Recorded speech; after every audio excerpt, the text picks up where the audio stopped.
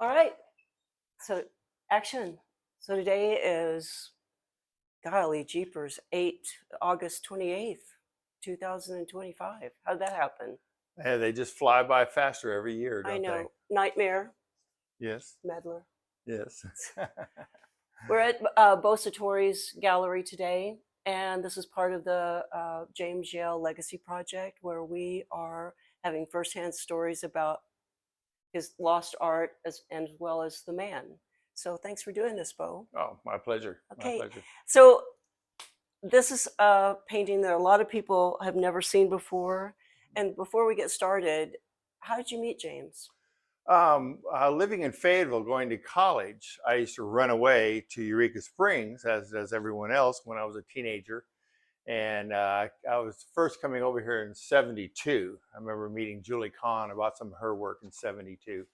And James had the Chambered Nautilus down on Spring Street, which was just my favorite gallery. So I went in there all the time. It had his paintings, and it had a variety of really interesting objects Right. d'art. And so that was pretty much my go-to place when I came to Eureka Springs. And then I started working over here in '74 at a weekend job at Whitney's Gyms, doing jewelry repair. Right. And then in '76 I graduated from Fayetteville and moved over here, and worked for the Whitneys, thinking for the summer, but then here I am. I opened the gallery the following year in '77. And so, in opening my gallery, I needed artwork, and James agreed to put all of his paintings and artwork in my gallery. And I've got a photograph or a couple of photographs. I was trying to find them last night. I have them on my phone that you might be interested in, that show my gallery in those early '70s, Right. or late '70s, I should say, with James's paintings on the Oh, wall. I would love that. And so I'll get you some of those, then you can blow them up and Oh, talk I love about them. that. And So, what was your first impression when you met him? well, I had been studying art and artists before that, not as my degrees were in chemistry and psychology, but I loved the arts, and I studied oil painting with Roller Wilson when I was 19. And then I continued looking into art history. So he reminded me of the consummate artist, with his pipe and his beard and Right. his and licking his brushes and working on his paintings, because he always worked in the gallery at his easel. And so it was a stereotype of a master artist. Right. And so I loved him and spent a lot of time with him there. And then, of course, when I had him in the gallery, it was all about the display on my part Right. and the show and tell, which I majored in since elementary school. But so we continued through the '70s like that. And then, of course, when I needed a logo for my work, Right. um, when I was in Fayetteville in college, I called my jewelry sidereal designs, What does that mean? of or pertaining to the stars. It's there's sidereal astronomy, astrology, and there's sidereal, anything pertaining to the stars is sidereal. Right. And but when I opened my store, I changed it from sidereal designs to sidereal jewels. And then I also was carrying uh, Dennis Thompson's ceramic dragons from Snob Hob pottery. So when I got his one of his dragons there, so James did the portrait of the dragon as well as the Celtic work and the stars and that sort of thing. And then we used these not only for my advertising, but then my T-shirts were really popular. And so this is one of the designs. Now you might notice a difference. This had a headband on it, but we decided that the headband was a little too dark for her, so he retouched it up and did it without the headband. So, this looks like he matted this for you too, because that looks Uh, like his work. Actually, Roger Shoffett was Did the he do one who that? was always the fancy mat cutter. Fancy mat And cutter. having been a framer myself, or had a frame gallery for 30 years, I don't do fancy mats. Right. The I thing do about square this, mats. which is important for us, is that um, James worked in advertising. He was always been a working artist, whether he Hmm. was swinging a hammer for Faye Jones or doing uh, artwork like this. We went to go see Tom Maringer of Maringer Swords Hmm. a long time ago, and he brought out original artwork too. And so this is something that a lot of people don't know about James. Yeah, yeah. But he was wonderful because those of us who deal in fantasy arts and magical realism, he was perfect for doing our graphic work. Right. And I carried Tom Meringer's swords and daggers in my gallery also at the time. And I've got great photos. In fact, I think they're under there, of his swords in my front window, full battle swords, D2 steel, and daggers and short swords and everything. That's why all of you are so important, because I knew my husband for 16 years, but I really didn't know the artist before I came into his life. Mm-hmm. And so we went out to go see Tom Meringer at the Shire, and it was great asking him, because one thing that Karen Singleton says, that James had all these tall tales, but they were true. Mm-hmm. And so I wanted to ask Tom, because he had these limited edition swords, and I said, did you ever sell one of those to Debbie Harry and Chris Stein? And he said, yes, I did. So they were living in the Dakota at the time. So that must be how John Lennon saw James's artwork. Absolutely. And so when in the early 80s, James got this call, like, hello, this John Lennon. It's like, click. And then it was like, called back. It's like, no, this is John Lennon. It's like, I don't have time for this man, and he thought it was his friends doing little Monty Python English accents. And so finally he called back and he said, if you're John Lennon, then sing something. And he did. He's like, oh my. So that's these stories, they start piecing together, James's story. Anyway, so I love that. Will you tell me a little bit about this? I will. First, I want to finish with the Dragon Rider here. This is the original pen and ink, and this was one of many originals he did for the T-shirts. And and it was a local model, and then his own variation on a dragon instead of being Dennis Thompson's dragons. And I think I had another one which I gave to a friend's firstborn. It was me and my dragon. If you've ever seen that one, I do, because Tom sells it at the Shire. Does he? That's his son. That was his son. That's in it. Yeah. And well, I had the original, and I gifted it to a friend of mine's firstborn, who's now has 2 children, so himself. I love that. And so it still hangs in his original bedroom. See, that's the Nancy Drew thing we're doing. It's like, what? And so where is the original pieces now? So that's incredible. It's there, and my friend, since the age of 12, had 3 children, and so the firstborn got the me and my dragon, and then his second were twins, a girl and a boy. And I've been thinking about giving this one to the girl, to Jade, but I can't do that without giving her twin one too. So I was going to talk to you about if there was any more original pen and inks available. Oh boy, we're learning about all of that now. So did you commission this one? Yes. Yeah, I love that.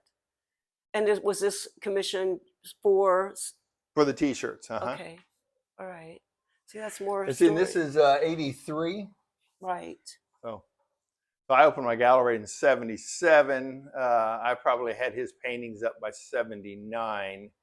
And then in the early 80s is when we started doing the T-shirts. I think this was also about early 80s also. I love it, because we, as we start finding his lost art, there's a section on the James Yale website, and we'll start posting these so people can, start seeing the whole catalog. And the Imagine that you're wearing right now on a T-shirt, and then there was the Pan, which was always wonderful. I don't know why I didn't get that one. I should have. But this painting here is 1981. I believe it's 81 or 82. Can you see right there? No. Okay. Red on black. Oh, wait. Let me put my glasses on. No, it's okay. This was a young woman who played in the orchestra at the opera in the Ozarks, which was probably in their 30th or 40th year then. And her parents were music teachers at the University of Houston. And so and she was in the orchestra, and I was quite smitten by her, and I took photos, had a great collection of photos of her. And then one day, James came over and we were talking about things. I said, before you leave, I said, I've got something I want to talk to you about. And I walked back, I had at my desk in the gallery at the time, and I pulled out these photographs of course, they didn't have the Starscape behind, but essentially the rest was they. And he goes, "Oh yeah, well, let me show you something." And we went down the stairs to his car, and he had already done this painting. He had gone through my gallery and saw the photographs and picked them up and went and did the painting. So Wow. by the first time I mentioned to him that I wanted him to do a painting from that photograph, he'd already done the painting. Wow. So what was her name? Her name was Erin Foster. Erin Erin Foster. Foster. And he did a smaller one too, which I gave to her parents. And they're still all down in Houston. I love that. See, that helps us, get the timeline together as well as keep one day this whole James Yale catalog. Yes. And having had this painting done, that's part of why I was single all the rest of my life. Why? Once I'm in love, that never goes away. Nothing Right. wears out for me. So this was kind of the keep women at bay painting, like, Or to remind me what I want out of life. Right. I love that. Very cool. So, any questions from the peanut gallery over there? So, all those years with James, what kind of conversations did you have with him? Oh, let's pull that up from 50 years ago. We conversed about everything metaphysical, because in my life, I was very metaphysical in all of my contemplation, as well as scientific. So we can discuss the origins and evolution of the universe, Right. and also discuss everything about the forest and nature and the earth. And the only thing I wasn't very fluent with him was fishing. So, but he had Roger Shoffett Yeah. to go fishing with, Yeah. so I never got into those. But not that I didn't hear about them a lot. Right. But we discussed everything. We had a great time. We had many lunches together, many coffees together, and Some of these stories, I wish I could have been the dragonfly on the pond, because I just think of all the different, conversations he had with all of you. What words describe him? Oh, you asked me that in that previous interview, and I think I did it better. Uh, what words describe him? Well, I think then in my description of him just being a master painter, being a stereotypical master painter, those aren't great words, but whenever you think about Thomas Hart Benton, Maxfield Parrish, not Van Gogh so much, because he wasn't crazy. He was very intelligent. And so when all of his paintings had a great amount of intelligence in them. I remember when I had the Spock painting with the nuclear explosion in my gallery. I love that because I had known Spock, because he's Dr. Spock. He used to come over to you. The baby doctor. Yes, the baby doctor. Yes, I get them confused, but they're similar. But he used to come over to Eureka and stay at the New Orleans Hotel up on the deck. And so I had an opportunity to get acquainted with him through the years. And so I cherished having that painting in my gallery. The hard thing about James's work is that it was hard to sell for a number of reasons. One is that people that liked sci-fi art or magical art usually can't afford it. And the people that can't afford it don't prefer it. But most of all, when I had it, I didn't really want to sell it. I liked having it in my gallery. It defined my gallery and everything about it. And so I have that problem with a lot of art. That's why this is my estate sale in here of art that I've collected over the last 50 years, because I've decided I needed to frame it, put it out, and move it along, because I've just amassed art through the years. Right. I support artists all the time by buying their work, but then I buy it and I get it home and it's like, oh, put it up for sale. Well, I just appreciate, giving us more stories about James, so more people learn about him. It's his legacy is not just being a master painter. It's that he was extraordinary, that he painted this in the throes of multiple sclerosis. One shake and something like that is destroyed for the day. Right. But he kept at it. And I think for future generations, he represents, to the next generation, to be who you are against all odds. So I really appreciate you both.